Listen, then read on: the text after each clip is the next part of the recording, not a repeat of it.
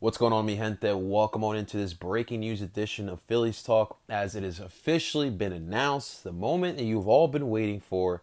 The Phillies have announced that Joe Girardi has been relieved of his duties as a manager 2 years and 51 games into his tenure as the Phillies manager, and he is out here with the Phils. And this comes honestly with no surprise. We were just kind of waiting for that moment to happen, and I thought that he would get a little bit of a chance here in June. With obviously, we know that the series against the Dodgers and the Giants, and obviously this weekend we got one with with the Angels, and followed by with the Brewers, and then we go on a little bit of a stretch with three series against some easier opponents.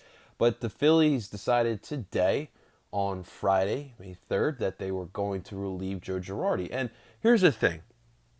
Not Obviously, I do agree with the fact that you needed to get a new voice in there. Joe Girardi was not getting the most out of these guys, and obviously the Phils pay premium money on this roster this season, going over the luxury tax for the first time.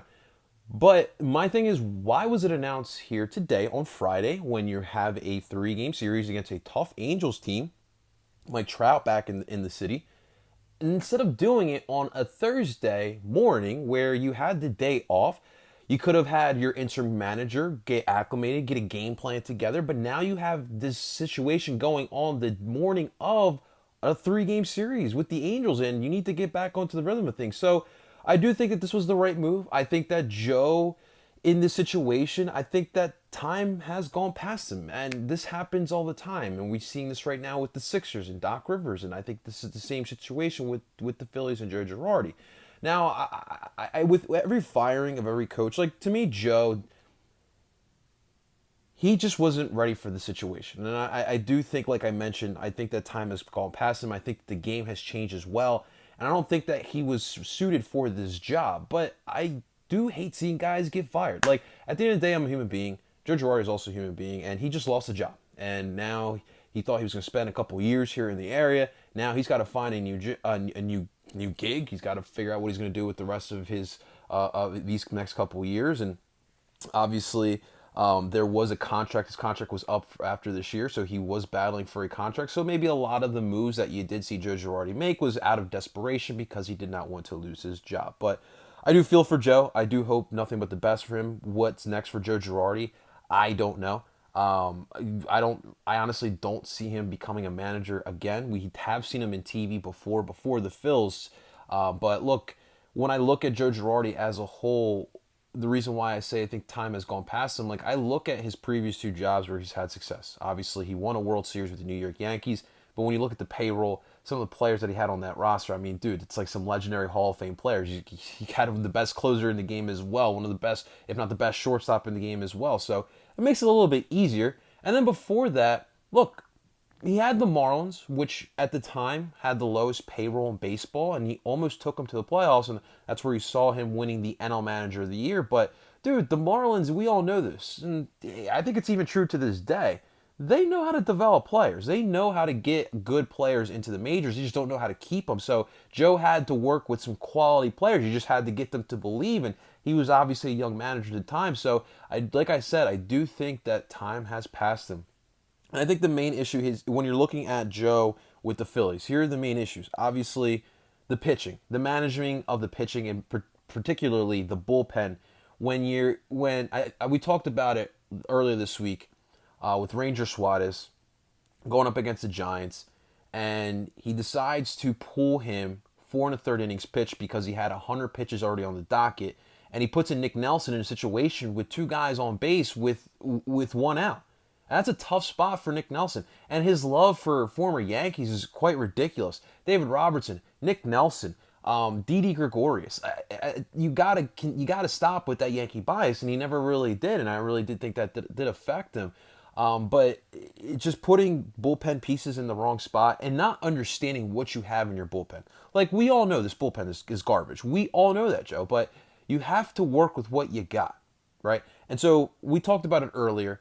Was it the Wednesday or the Tuesday night game where it goes into 11 innings? Why was it that you put in Jerry's Familia after Sir Anthony Dominguez? Why wouldn't you put Sir Anthony Dominguez in that 10th inning situation where you needed that? You needed that arm. It might have been a different story at that point as well.